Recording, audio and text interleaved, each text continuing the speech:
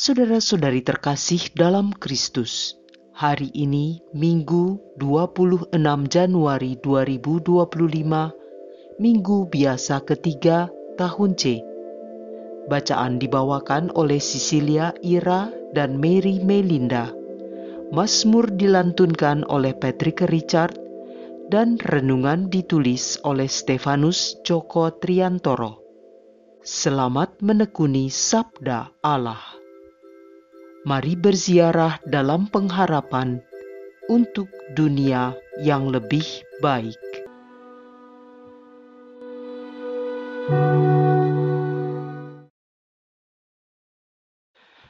Dalam nama Bapa dan Putra dan Roh Kudus. Amin.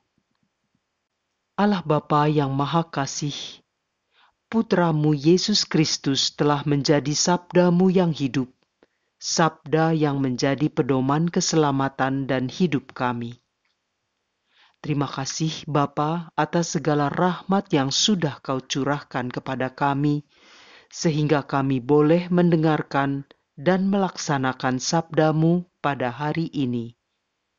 Berkatilah kami, sehingga sabdamu dapat menjadi jiwa bagi pikiran, perkataan, dan perbuatan kami. Demi Kristus, Tuhan dan pengantara kami. Amin. Bacaan dari kitab Nehemia bab 8 ayat 3-5a, dilanjutkan ayat 6-7 dan ayat 9-11.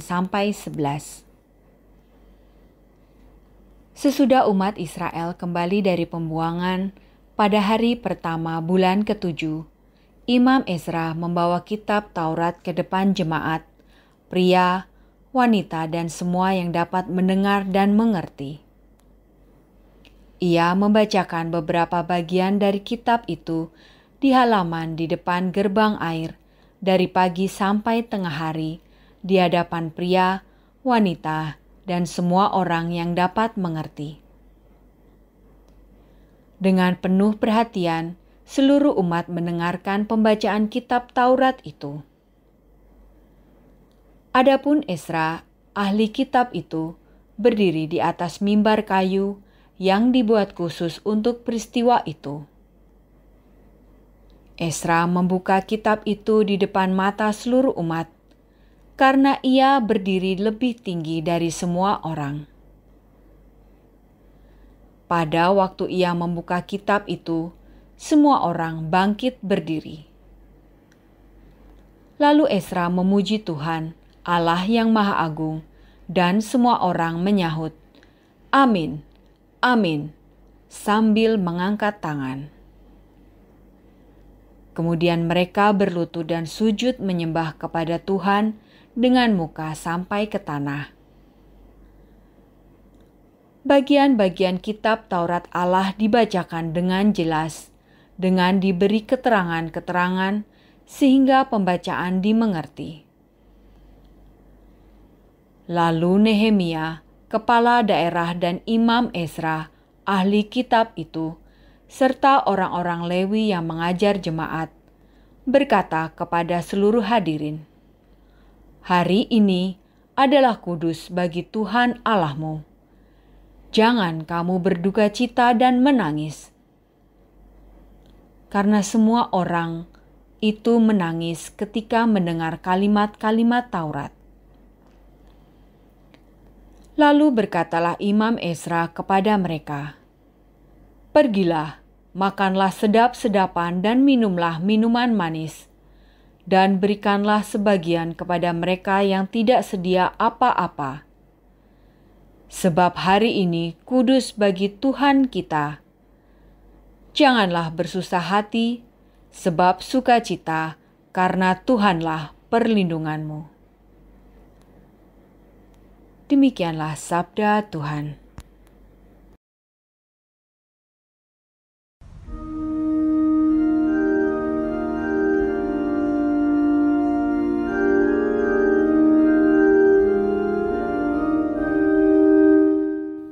Sabdamu ya Tuhan adalah roh dan kehidupan.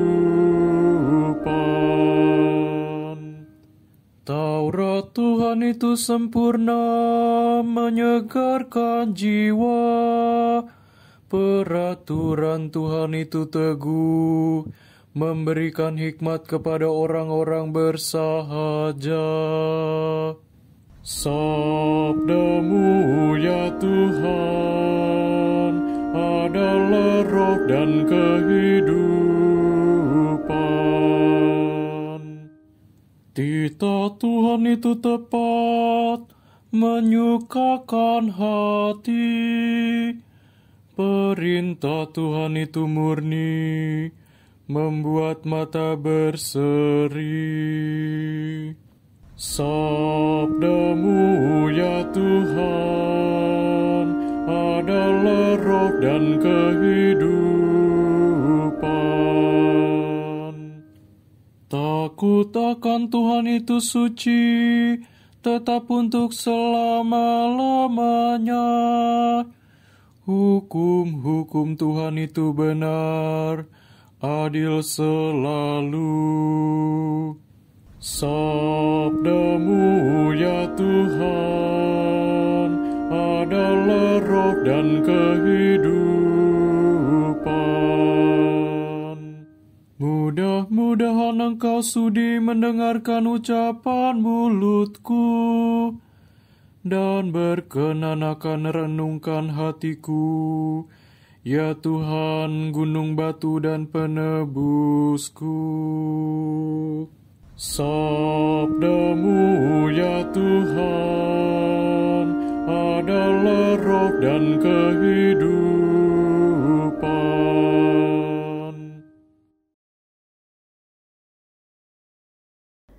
Bacaan dari surat pertama Rasul Paulus kepada jemaat di Korintus, bab 12 ayat 12 sampai 30.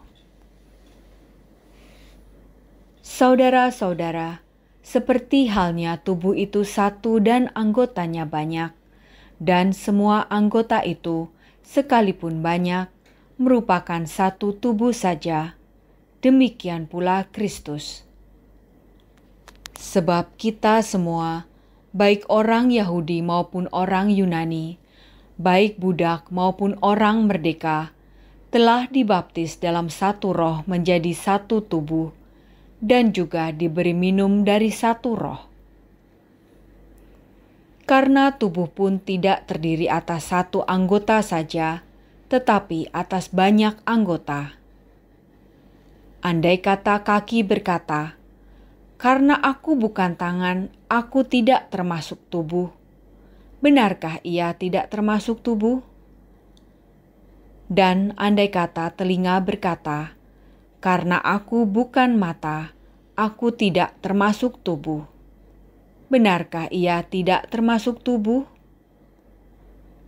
Andai kata tubuh seluruhnya adalah mata, di manakah pendengaran? Andai kata seluruhnya telinga, di manakah penciuman? Tetapi Allah telah memberikan kepada semua anggota, masing-masing secara khusus, suatu tempat pada tubuh seperti yang dikehendakinya. Andai kata semuanya adalah satu anggota, di manakah tubuh? Memang ada banyak anggota, tetapi hanya satu tubuh. Jadi mata tidak dapat berkata kepada tangan, "Aku tidak membutuhkan engkau." Dan kepala tidak dapat berkata kepada kaki, "Aku tidak membutuhkan engkau." Justru anggota-anggota tubuh yang nampaknya paling lemah, malah paling dibutuhkan.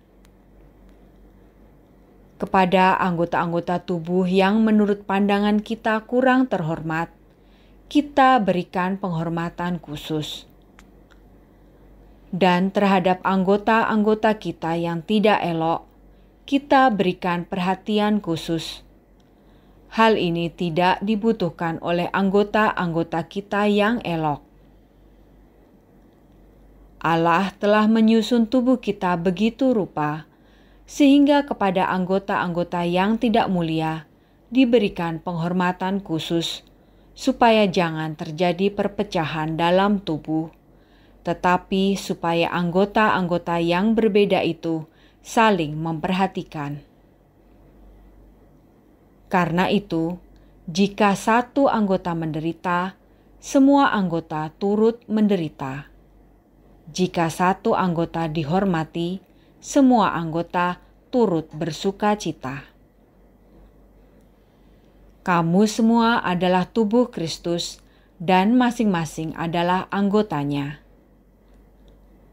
Dan Allah telah menetapkan beberapa orang dalam jemaat. Pertama sebagai rasul, kedua sebagai nabi, ketiga sebagai pengajar.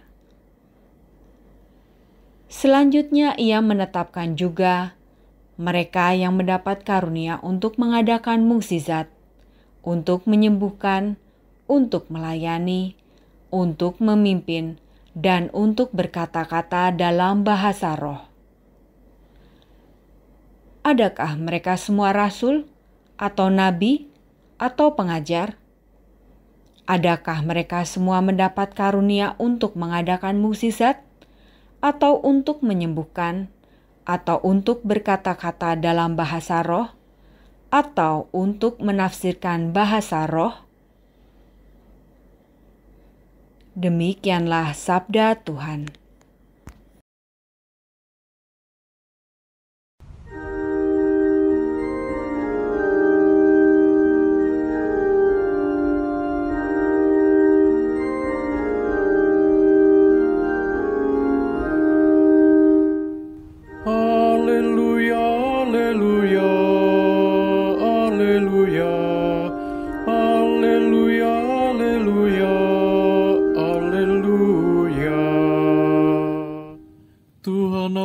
Mengutus aku untuk menyampaikan kabar baik kepada semua orang miskin dan memberitakan pembebasan kepada orang-orang tawanan.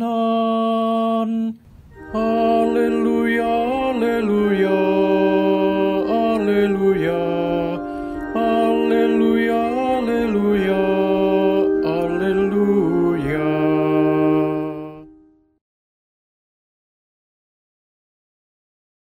Inilah Injil suci menurut Lukas bab 1 ayat 1 sampai 4. Dilanjutkan bab 4 ayat 14 sampai 21. Theophilus yang mulia, banyak orang telah berusaha menyusun suatu berita tentang peristiwa-peristiwa yang telah terjadi di antara kita, seperti yang disampaikan kepada kita oleh saudara-saudara yang dari semula adalah saksi mata dan pelayan firman. Karena itu, setelah menyelidiki segala peristiwa itu dengan seksama dari awal mulanya, aku mengambil keputusan untuk membukukannya dengan teratur bagimu. Dengan demikian, engkau dapat mengetahui bahwa segala sesuatu yang diajarkan kepadamu sungguh benar. Sesudah dicobai iblis di padang gurun, dalam kuasa roh, kembalilah Yesus ke Galilea. Lalu tersiarlah kabar tentang dia di seluruh daerah itu. Selama di situ, ia mengajar di rumah-rumah ibadat dan semua orang memuji dia. Yesus datang ke Nazaret, tempat ia dibesarkan. Menurut kebiasaannya, pada hari Sabat ia masuk ke rumah ibadat, lalu berdiri hendak membaca dari kitab suci. Kepadanya diberikan kitab Nabi Yesaya, dan setelah membuka kitab itu, ia menemukan nas di mana ada tertulis, Roh Tuhan ada padaku, oleh sebab ia telah mengurapi aku untuk menyampaikan kabar baik kepada orang-orang miskin. Ia telah mengutus aku untuk memberitakan pembebasan kepada orang-orang tawanan dan penglihatan bagi orang-orang buta, untuk membebaskan orang-orang yang tertindas, untuk memberitakan bahwa tahun rahmat Tuhan telah datang. Kemudian Yesus menutup kitab itu, mengembalikannya kepada pejabat lalu duduk, dan mata semua orang dalam rumah ibadat itu tertuju kepadanya. Lalu Yesus mulai mengajar mereka, katanya, "Pada hari ini digenapilah nas tadi sewaktu kamu mendengarnya." Demikianlah sabda Tuhan.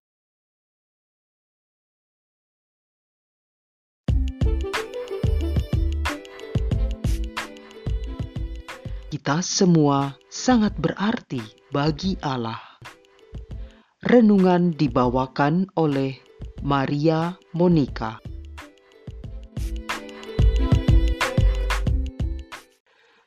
Bapak, Ibu, saudara-saudari dan anak-anakku yang dikasihi Tuhan Yesus Kristus. Kita semua diciptakan Allah Bapa dengan berbagai kemampuan dan kondisi.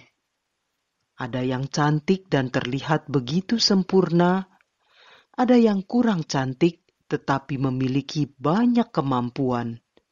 Bahkan ada yang cacat tetapi karena dia berkat Tuhan banyak mengalir. Semua yang Allah Bapa ciptakan tidak ada yang sia-sia. Semua mempunyai peran dan sangat berharga di hadapan Allah. Tubuh kita terdiri dari kepala, badan, tangan, kaki, mata, telinga, hidung, dan berbagai organ lainnya. Semua organ tubuh kita itu memiliki peran dan fungsinya masing-masing. Dan semua harus menjadi satu tubuh agar mampu melaksanakan segala aktivitas. Tanpa mata, kita tidak bisa melihat. Tanpa telinga, kita tidak bisa mendengar. Tanpa kaki, kita tidak bisa berjalan. Tanpa tangan, kita tidak bisa meraih. Tanpa kepala, kita tidak bisa berpikir. Semua harus menyatu menjadi satu tubuh yang utuh sempurna, sehingga kita bisa berkarya. Di dalam pekerjaan dan hubungan kita dengan orang lain, Allah juga sudah mengatur sesuai dengan kemampuan, usaha, dan pencapaian kita dalam mengembangkan talenta yang Allah berikan. Ada yang jadi pengusaha, karyawan, presiden, office boy, pastor, dan lain-lain. Allah berikan kita talenta dan Allah biarkan kita berusaha mengembangkannya sendiri agar kita masing-masing dapat saling mengisi untuk melengkapi cerita kehidupan kita, sejarah hidup umat manusia. Dengan segala kemampuan dan kondisi kita, Allah berharap kita menjadi satu tubuh yang saling melayani dan melengkapi. Kita harus menjadi anggota-anggota tubuh yang dapat saling memberikan sumbangan baik bagi terciptanya tubuh Kristus yang kudus. Gereja sebagai tubuh Kristus terdiri dari berbagai individu dengan talenta dan peran yang berbeda.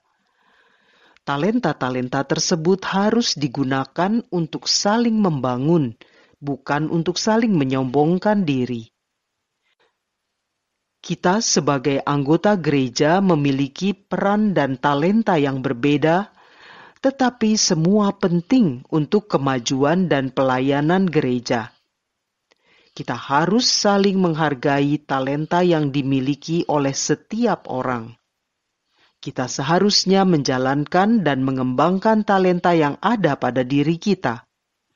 Kita harus mempersembahkan talenta yang kita miliki untuk kemuliaan Allah. Kita juga harus menggunakan talenta yang kita miliki untuk menyampaikan kabar keselamatan Allah. Kadang kita sering merasa rendah diri dengan mengatakan, saya tidak bisa menyanyi. Saya tidak bisa memimpin doa. Saya tidak punya apa-apa untuk diberikan demi melayani Allah. Banyak orang memandang pelayanan adalah sesuatu yang harus terlihat hebat atau gimana gitu. Kita tidak sadar bahwa ketika kita mengajak teman untuk pergi ke gereja, kita sudah melakukan pelayanan. ketika kita memberikan tumpangan kepada orang yang mau ke gereja, kita sudah melayani. Kita lupa bahwa Allah juga dapat membuat orang terberkati melalui pelayanan-pelayanan yang sederhana. Dalam bacaan hari ini, Santo Paulus menasihati jemaatnya di Korintus bahwa orang-orang yang percaya merupakan satu tubuh Kristus di mana semuanya saling melengkapi untuk melayani Tuhan. Anggota tubuh memiliki peran masing-masing dan tidak ada yang merasa penting karena semuanya saling membutuhkan. Apalagi anggota yang nampaknya tidak mendapat perhatian lebih. Paulus mengajarkan agar jemaat dapat saling menghargai keunikan masing-masing dan menyadari bahwa itu adalah talenta dari Allah. Setiap orang diberikan talenta masing-masing oleh Allah Bapa. Maka kita tidak boleh minder atau sebaliknya merasa sombong. Kita harus saling melengkapi sebagai tubuh Kristus karena banyak pelayanan yang bisa dikerjakan bersama-sama. Setiap orang sangat berarti bagi Allah. Begitu pula kita. Allah mencintai dan membutuhkan kita semua. Marilah berdoa. Allah Bapa yang Maha Kasih, bimbinglah kami dan mampukanlah kami untuk dapat mengembangkan segala talenta yang telah Engkau berikan, agar kami dapat turut serta menjadi anggota dan saling melengkapi, saling membantu satu sama lain dengan anggota tubuh yang lain untuk menjadi satu tubuh Kristus yang kudus. Kemuliaan kepada Bapa dan Putra dan Roh Kudus, seperti pada permulaan, sekarang, selalu, dan sepanjang segala abad. Amin. Dalam nama Bapa dan Putra dan Roh Kudus. Amin.